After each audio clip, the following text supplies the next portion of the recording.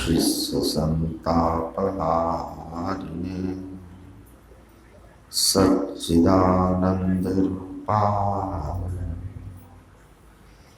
रामाय गुरवे धन्य धन्य सद्गुरु सुखद महिमा कही न जाए। जो कुछ कहूँ तुम्हारी कृपा मौत कछु न बरसाए।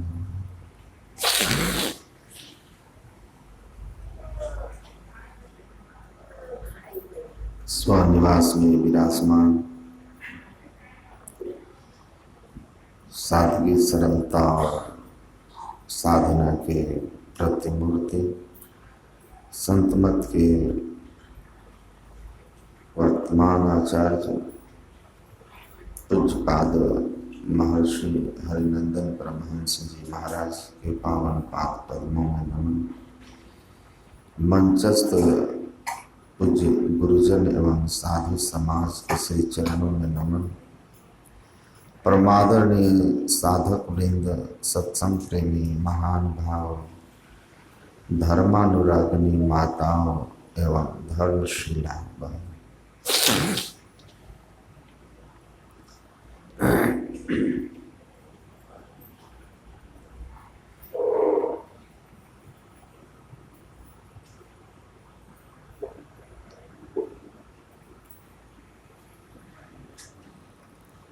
हम लोग उत्तर गीता से पाठ सुने। उत्तर गीता भगवत गीता के तरह ही भगवान कृष्ण और अर्जुन का संवाद है। उत्तर गीता इसको इसलिए कहते हैं कि यह उपदेश भगवान कृष्ण ने अर्जुन को महाभारत युद्ध के बाद दिया था। युद्ध के पहले भगवत गीता है और युद्ध के बाद जो उपदेश दिया वह उत्तर गीता है। उत्तर का अर्थ होता है पीछे, बाद में, तो उत्तर गीता है। और कितनी इसकी महिमा है। कहते हैं वेदों का जो विभाजन हुआ उसके चारों वेद को दो भाग में विभाजित किया गया। एक भाग को ब्राह्मण भाग कहते हैं और दूसरे भाग को संहिता भाग कहते हैं। तो ब्राह्मण भाग वेद का वह अंश है जिसमें यज्ञ याग और कर्मकांड हैं और जिसके परिणाम बड़े से बड़े स्वर्ग की प्राप्ति है, ऊंचे से ऊंचे लोक की प्राप्ति है और भोग के बाद वहाँ से पुनः संसार में जन्म होता है। लेकिन जो संहिता भाग है उस वह ज्ञान कांड है जिसमें मुक्ति, ईश्वर और उस ईश्वर की प्राप्ति के साधना का वर्णन है। और यह जो उपनिषद है यह उसी वेद के ज्ञान कांड के संहिता भाग के अंश हैं, विशेष व्याख्या है। तो भगवत गीता जो भगवान कृष्ण ने युद्ध के पूर्व कुरुक्षेत्र में सुनाया, कहते हैं हजारों की संख्या में उपनिषद हैं। उन उपनिषदों को गाय कह करके अर्जुन को बछड़ा और कृष्ण को गोपालक, दूधने वाला कहा। और वह दूध क्या है? भगवत गीता है। मतलब उपनिषद वेदों के सार हैं और उपनिषदों का सार क्या है? भगवत गीता है। गीता जो हम लोग पढ़ते हैं, जानते हैं। और उत्तर गीता क्या है?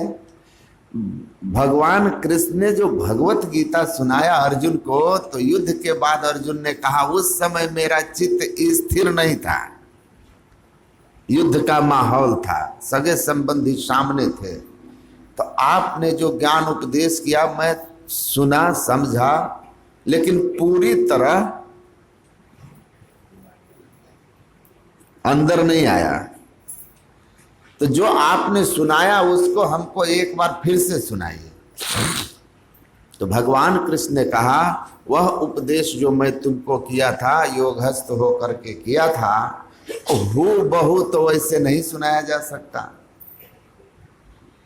हाँ, जो मैंने तुमको सुनाया था उसका मूल सारांश क्या था वो सुना देता हूं। अब उत्तर गीता भगवान कृष्ण के विचारानुसार भगवत गीता का सार है।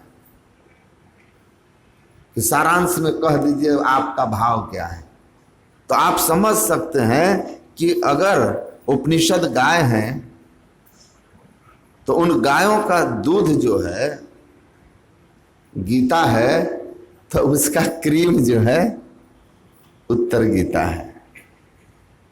ये इतना प्रमाणिक, इतना महिमावान ग्रंथ है, और उसी ग्रंथ से भगवान कृष्ण का उपदेश हो रहा है। ये अर्जुन को ही उपदेश है। क्या कहते हैं, हमको क्या चाहिए? सुख, इसमें कोई डाउट नहीं है। हमको सुख चाहिए। कैसा सुख चाहिए? स्थिर सुख चाहिए, न बदलने वाला सुख चाहिए, सदा रहने वाला सुख चाहिए, शांतिमय सुख चाहिए। दुख क्यों होता है? हमारे पाप के कारण। काहू न को सुख दुख कर दाता, निज कृत करम भोग सुख प्राप्त। तो पाप हमारे दुख का कारण है। पाप का नाश कैसे होगा? दुख से छुट्टी कैसे मिलेगी? सुख कहाँ है? किस स्थिति में, किधर चल करके मिलेगा? भगवान कृष्ण ने कहा इसकी महिमा बताते हुए कि देखो, मुहूर्तमपि यो गच्छेन नासाग्रे मनसा सह सर्वं तरति पापानां तस्य जन सतार्जितम। मुहूर्त भर भी कोई मन सहित नासाग्र में पहुंचा, सैकड़ों जन्म के पाप से मुक्ति हुई। इस श्लोक का अर्थ यही है, उसको सैकड़ों जन्म के पाप से मुक्ति मिलती है, मतलब सैकड़ों जन्म के पाप का नाश कर देता है। एक क्षण नासाग्र में जो अपनी वृत्ति को ठहरा लिया, कितनी बड़ी बात है, कितनी बड़ी उपलब्धि है। अश्वमेध सहस्राणि वाजपेय शतानि च एतानि ध्यान योगस्य कला नारहंति षोडशीम। आजकल किसी को है हिम्मत और हैसियत कि अश्वमेध यज्ञ कर ले? कोई देश का राजा कर सकता है? नहीं कर सकता। अश्वमेध यज्ञ तो आप देखे ही होंगे, भगवान राम का घोड़ा निकला था, किस तरह लव कुश पकड़ लिए थे। वाजपेय यज्ञ तो असंभव है, क्योंकि वाजपेय यज्ञ में हवन कुंड से अपने मंत्र की शक्ति से, बाज मतलब संस्कृत में घोड़ा होता है, पुरोहित घोड़ा को उत्पन्न कर देते हैं। जैसे द्रौपदी अग्नि से प्रकट हो गई थी, पुरोहित मंत्र की शक्ति से घोड़ा प्रकट करता है, और तब आगे का सारा कार्य जो है वो अश्वमेध के तरह है। वो घोड़ा चला, उसके पीछे सेना चली, जहां जहां गया, जिन जिन देशों होकर गुजरा, सभी देश को अपने अधीन करती हुई वह सेना जीतती हुई हवन कुंड के पास पहुंचती है। फिर पुरोहित लोग अपने मंत्र की शक्ति से उस घोड़े को उसी हवन कुंड में समाहित कर देते हैं, यज्ञ पूरा हो जाता है। तो आज तो पुरोहित आपको कोई मिलने वाले नहीं जिनसे आप आशा करें कि घोड़ा को हवन कुंड से निकाल दे।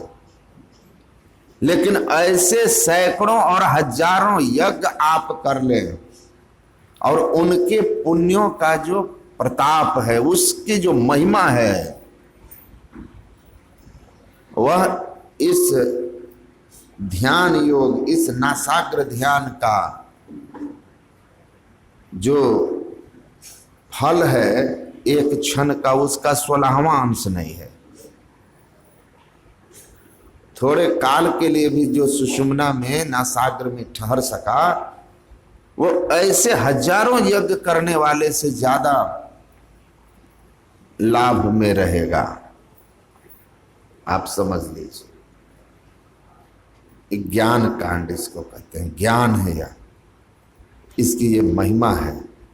संत महापुरुषों ने इसको बहुत परिश्रम करके खोजा है और इस ज्ञान को उपनिषदों में, ग्रंथों में, अपनी वाणियों में व्यक्त किया। इसीलिए तुलसी साहब ने कहा था, तुलसी कहे सुने ऐ तकी, यह राज बातिन है जुदा, रखना हिफाजत से इसे, तुझको निशा ऊंचा दिया। कितने ऊंचा ज्ञान है या, हिफाजत से रखिएगा, हिफाजत से इस ज्ञान को रखना है। हिफाजत, ज्ञान को हिफाजत से कैसे रखेंगे? जैसे सोना चांदी रखते हैं, वो अच्छी तरह पैक करके और अलमारी में, गोदरेज में, कहीं कोने में छिपा के। ज्ञान का हिफाजत अभ्यास से होता है। अभ्यास से ज्ञान हिफाजत में रहता है, स्मरण में रहता है। इसलिए नियमित इसका अभ्यास करना है। बहुत दिव्य और दुर्लभ ज्ञान है जो सद्गुरु की कृपा से हम लोगों को बड़ा सहजता से मिला है, बड़ा सहजता से मिला है। तो नासाग्र में अपनी वृत्ति को ले जाना है। आपने सुना, नासाग्र सबसे, अध्यात्म में नासाग्र सबसे रहस्यमय स्थान है। बड़े बड़े, आपने सुना अभी, बड़े बड़े वीर विद्वान इसके ठीक ठीक व्याख्या नहीं कर पाए, समझ ही नहीं पाए। जिन्होंने गीता पर इतनी मोटी टीका लिखी, गीता हित संजीवनी, मैं उनसे उनके दर्शन भी किए। नासाग्र का वर्णन उन्होंने जो किया है, ऋषिकेश के अखिल भारतीय में उससे मिलने पूज्यपाद महर्षि संत सेवी जी महाराज गए थे। उनसे कहा कि आपने गीता में नासाग्र के संबंध में चर्चा की है राम सुखदास जी से, तो नासाग्र कहाँ है? तो उन्होंने ना कैसे पकड़ के कहा यहाँ। तो पूज्यपाद ने कहा कि चलो जी, यहाँ खाली डब्बा, खाली बोतल, नासाग्र कहाँ है? यहाँ कुछ नहीं, चल दिए। खूंटी जिला अधिवेशन में हम लोग आचार्य श्री के साथ गए थे, तो बगल में एक महात्मा आए थे, थोड़ी दूर पर वो प्रवचन कर रहे थे। तो कहते थे नासाग्र यहाँ है, यहाँ है। हम लोग आए, चर्चा किए पूज्यपाद से कि कह रहे थे नासाग्र यहाँ है। गुरु महाराज ने कहा, जो दोनों आंखों के मध्य का यह क्षेत्र है, यह वास्तव में नासाग्र नहीं है। इसीलिए कह तो देते हैं साधक कि दोनों आंखों के मध्य में यहाँ, लेकिन यहाँ भेद खोल के कहने का नहीं है। इसीलिए यहाँ नहीं है। दीक्षा में स्पष्ट बताया जाता है कि कहाँ है, तो यहाँ भी नहीं है, यहाँ भी नहीं है, तो कहाँ पर है? तो तीन बातों का मिलान होना चाहिए। पूज्यपाद ने स्पष्ट किया कि तीन बातों को मिला लीजिए, नासाग्र जान जाइए। तीन बातें क्या है? भगवान ने पहली बात कही कि दिशश्चा नव लोकयन। अभी हमारे रतन बाबा बहुत अच्छे साधक हैं, आप लोगों को सुना रहे थे ना कि किस तरह से हमको बैठना है, किस तरह से साधना करनी है। और भगवान कृष्ण ने कहा किसी दिशा को न देखते हुए। तो दिशाएं कितनी है? 10 है। 10 दिशाओं में जब आप आंख बंद कर लेंगे तो आपकी 8 दिशा चली गई। आंख बंद करके मैं आपको एक बार घुमा के खड़ा कर दूं, अब पूछूं किस मुंह से खड़े हो, बताएंगे आप कौन सी दिशा में है? आपकी 8 दिशाएं चली गई। 2 दिशा है, ऊपर और नीचे। वो आंख बंद करने के बाद भी समझ में आ जाएगा। ऐसे करोगे तो नीचे देख रहे हैं, ऐसे करोगे तो ऊपर देख रहे हैं। 2 दिशाएं रह गई। ये 2 दिशा कैसे छूटेगी? इसीलिए कहा कि बंद कराए पलक पट को। पलक पट को बंद करा दिया। 2 दिशाओं को अब छोड़ना है। नीचे और ऊपर कैसे छूटेगा? तो नीचे और ऊपर छूटने का सीधा तरीका है कि धड़कन मस्तक सीध साध आसन आसीना। सीधा बैठिए और गर्दन में नीचे झुकी हो, ना ऊपर उठी हो, तीनों किस अवस्था में हो? सम हो, सामने। तो नासाग्र कहाँ है?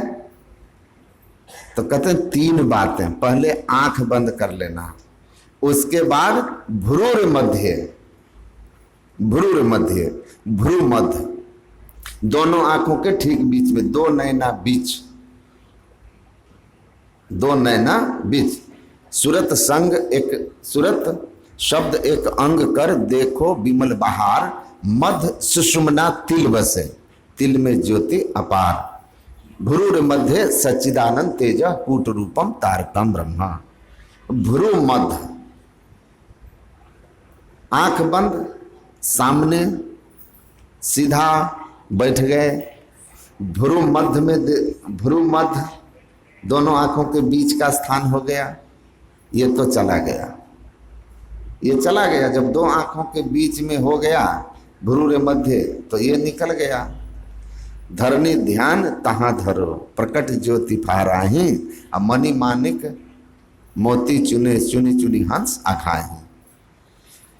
तो भ्रू मध्य आ गया है। दिशाओं को न देखने के लिए आंख बंद कर लिया, भ्रू मध्य यहाँ आ गया तो नासाग्र हो गया। कहा एक तीसरी बात है जो भगवान कृष्ण ने ही कहा है और अंत संतों की वाणियों में भी है। कहा? तो कहते हैं द्वादशांगुल पर्यंते नासाग्रे विमलंबरे संविदृशि प्रसन्नतां प्राणस्पंद निरुद्धते। कहां पर देखना है? भ्रू मध्य में द्वादशांगुल पर। ये 3 बातों का मिलान हो जाए तो नासाग्र स्पष्ट हो जाएगा। तीनों का मिलन होना चाहिए। दिशाओं को न देखते हुए भ्रू मध्य में द्वादशांगुल पर, गंग जमुन सरस्वती संगम पर। अभी सुन रहे थे ना, संध्या करुणित भाई, और दृष्टि युगल कर अंगुल द्वादश पर दृढ़ थिर धरु ठहराई। द्वादश इंगला पिंगला जाए परिमल वास अग्र सो पाए, संतों की वाणियों में। तो तीनों बातों का जहां मिलान हो गया वही द्वादश, वही नासाग्र है। तो आंख बंद करके आप बैठे ध्यान करने और देखना है कहाँ? द्वादशांगुल पर।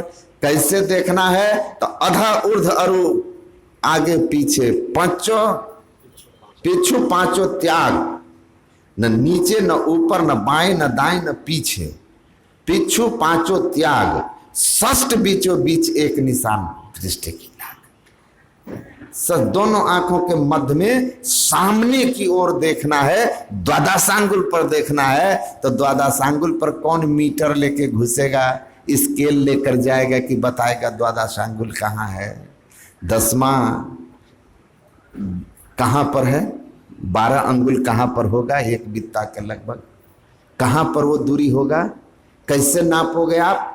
यही तो भेद है, यही असली बात है जो दीक्षा में बता दिया जाता है कि आंख बंद करके आप ठीक निर्दिष्ट स्थान पर देखिए, दृष्टि की उगल धारें अपने आप जाकर के जहां पर मिलेगी वही द्वादशांगुल होगा।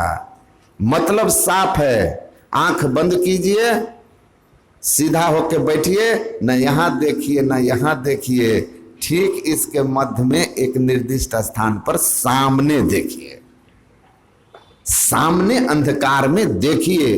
देखते देखते जो कुछ भी मन में आपको आए उसको हटाते रहिए। दृष्टि की युगल धारें, जैसे जैसे मन चिंतन रहित होगा, मन शून्यगत होगा, दृष्टि सिमटती जाएगी, सिमटते सिमटते दृष्टि एकदम से जाकर के जहां मिलेगी आपस में वो द्वादशांगुल होगा।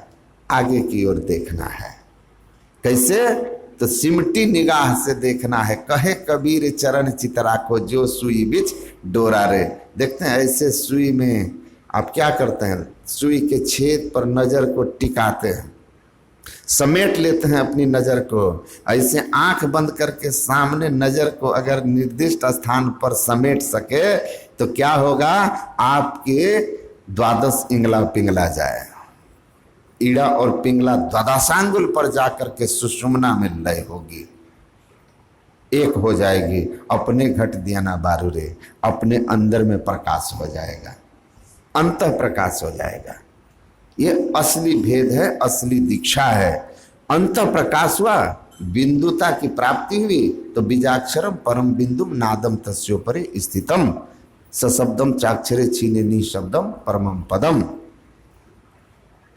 और ऐसा अगर आप करने में क्षण मात्र की भी सफलता प्राप्त किए और उस नासाग्र का दर्शन कर पाए और झलक भी प्रकाश का देख पाए, तो आप सैकड़ों जन्मों के पाप को धोने में सक्षम हो गए। कितने बड़े बड़े यज्ञों के पुण्य से कई गुना अधिक पुण्यवान आप हो गए, उसका फल आपको मिला। ऐसा दुर्लभ ज्ञान है। इसीलिए गुरु महाराज कहते हैं, नोकते सफेद सन्मुख झलके झलाझली, और सहरग में नजर थिर कर उसी सुषुम्ना में दृष्टि को स्थिर कीजिए। तज मन की चंचली, संतों ने कही शांति की राह असली, और शांति को जो चाहता तज और जो नकली। यही मार्ग शांति का मार्ग है, मुक्ति का मार्ग है। इस द्वादशांगुल में प्रवेश, इस नासाग्र में प्रवेश कीजिए, प्रकाश और शब्द का अनुभव करता हुआ अंत में परम शांति स्वरूप सर्वेश्वर सर्वाधार को प्राप्त करके, और सरिता जल जल निधि महजाई हो अचल जिमि जीव हरि पाए। सागर में जैसे मिलकर नदी अपनी चंचलता खोती है, वैसे जीव अपना आवागमन हमेशा के लिए मिटा देता है। तो इस नासागर को ठीक ठीक समझना है, बार बार करना है। करते करते भी कुछ कुछ अनुभव में आता है। लखत लखत लखी पड़े कटे जम फंद है, तो करते रहिए। गुरु महाराज की कृपा से ऐसे सिद्ध स्थान में आप लोग साधन करने आए हैं। आप लोगों को साधना में सफलता मिले, पूज्यपाद आचार्य श्री के तरफ से यह उनका आप लोगों के लिए आशीर्वाद है, शुभकामना है। और मैं भी अभी ही शुभकामना अपनी ओर से भी दे देता हूँ कि पूज्यपाद ने जो आप लोगों के लिए शुभकामना व्यक्त की है, वो शुभकामना फलीभूत हो। बाकी समझने के लिए समझ गए होंगे। बोलिए श्री सद्गुरु महाराज।